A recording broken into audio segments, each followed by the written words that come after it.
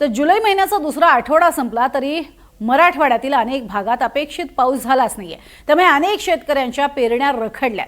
चांगला पाऊस झाला तरच पेरण्या करू अशी भावना शेतकऱ्यांची आहे। मात्र आता अनेक पिकांच्या पेरणीचा कालावधी संपत आलाय। त्यामुळे त्या पिकांची पेरणी करू नये असं आवाहनच कृषी विभागाकडून केलं जात आहे। नेमकी कोणत्या पिकांची पेरणी करावी आणि कोणत्या पिकांची पेरणी करू नये या संदर्भात सविस्तर माहिती घेतली आमचे प्रतिनिधी मोहसिन शेख यांनी। यंदा पाऊस कमी पडणार आहे असा अंदाज वर्तवण्यात आला होता आणि त्यानुसार पाऊस कमी पडत असल्याचं चित्र पाहायला मिळतंय। छत्रपती संभाजीनगरमध्ये देखील परिस्थिती काही वेगळी नाहीये, पण प्रश्न असा आहे शेतकऱ्यांना अजूनही पडलेला आहे की पेरणी करावी की नाही आणि कोणत्या पिकांची आता पेरणी करता येईल। यावर बोलण्यासाठी माझ्यासोबत कृषी अधीक्षक कार्यालयाचे अधीक्षक आहेत गवळी सर। आता 16 जुलै आहे। अनेकदा आपण बघतो की 7 ते 10 जुलै किंवा 15 जुलैच्या मध्ये पेरण्या सुरू होतात। यंदा पाऊस उशिरा झालाय। काही लोकांनी पेरणी केली, 44% मराठवाड्यात पेरणी झाली नाही। तर आजच्या तारखेत आता कोणत्या पेरण्या कराव्या किंवा कोणत्या पेरण्या करू नये काय आव्हान केलं जातं? नमस्ते। आपण म्हणताय तसं की यावर्षी पाऊस उशिरा सुरू झाला।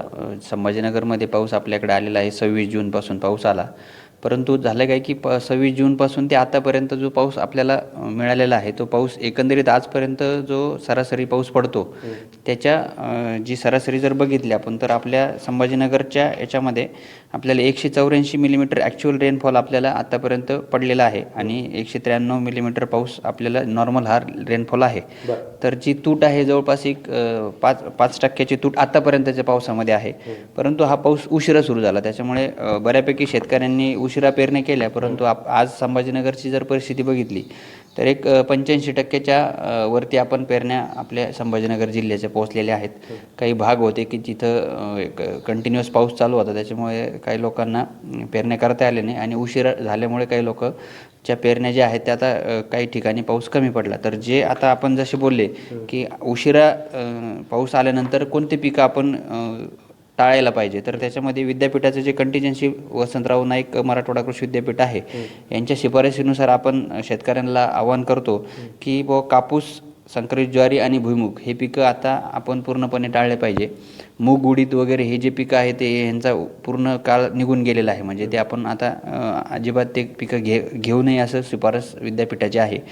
आणि इथून पुढे घेऊ कोणती शकतो पिके, तर आपण सोयाबीन, बाजरी, तूर, एरंडीचे आपण आता आपल्याकडे नाही आहे क्षेत्र तसं, परंतु शिफारस आहे की जर पाऊस कमी असेल तर तुम्ही एरंडीच्या पिकाच्या याच्यामध्ये पण तुम्ही घेऊ शकता। तीळ आहे, सूर्यफूल आहे आणि मका आहे। मकाचं क्षेत्र आपल्याकडे बऱ्यापैकी आहे तर मकाच्या पिकाला प्रॉब्लेम येत नाही, सूर्यफुलालाही काही अडचण येत नाही।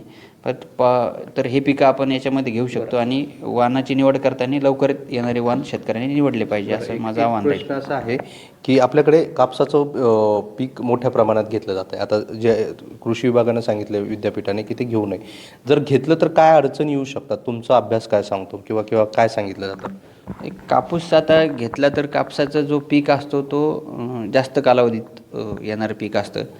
उशिरा पाऊस जर कापूस पेरणी केली आपण तर त्याच्यावर कीड रोगीचा प्रादुर्भाव आपल्याला दिसून येतो, उत्पन्नामध्ये त्याच्यात घट होते। आणि नंतर जे तुमचे जे दिवाळीच्या नंतर कापूस फुटायला सुरुवात होते, बोंड लागायला सुरुवात होते, तर तो जो नंतरचा जो त्याचा पिरियड असतो तो त्यामध्ये पातेगळ जास्त प्रमाणात होणे आणि कमी प्रमाणात बोंड लागणे अशा पद्धतीच्या अडचणी आपल्याला कापसामध्ये दिसतात। आणि त्याच्यावरती रसशोषक किडी आणि बोलवर्म जर उशिराचा कापूस जर आला तर त्याच्यावरती अटॅक वाढण्याची शक्यता आपल्याला नाकारता येत नाही। त्याच्यामुळे मला वाटतं कापसाचं पीक घेऊ नये असं विद्यापीठाने शिफारस केलेलं आहे। विद्यापीठ म्हणजे परभणीचे जे कृषी विद्यापीठ आहे त्यांनी आता हे सगळ्या सूचना दिलेल्या आहे।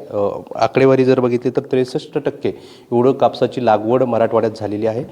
बाकीचे अजूनही कापूस लावलेला नव्हता, तर आता त्या शेतकऱ्यांनी गडबड करू नये किंवा आता कापूस लावू नये असा सल्ला दिला जातोय। त्याचं कारण तसं आहे, उशिरा लावलेल्या कापसाचं उत्पन्न कमी होईल आणि त्याच्यावर रोगराई देखील पसरेल आणि खर्च वाढेल आणि त्यामुळे लावलेलं उत्पन्न देखील निघणं अवघड होईल। त्यामुळे शेतकऱ्यांनी आता आजपासून जी लागवड जर करत असेल किंवा पाऊस पडला ज्या भागात पडला आता या पुढे तर त्यांनी लागवड करताना जी कृषी विभागाने सल्ला दिला आहे त्याची काळजी घ्यावा, जेणेकरून तुमचं नुकसान टाळता येईल आणि तुमची जी पिकं आहे त्याचंही नुकसान होणार नाही। व्हिडिओ जर्नलिस्ट राहुल चव्हाणचा मोहसिन शेख, NDTV, छत्रपती संभाजीनगर।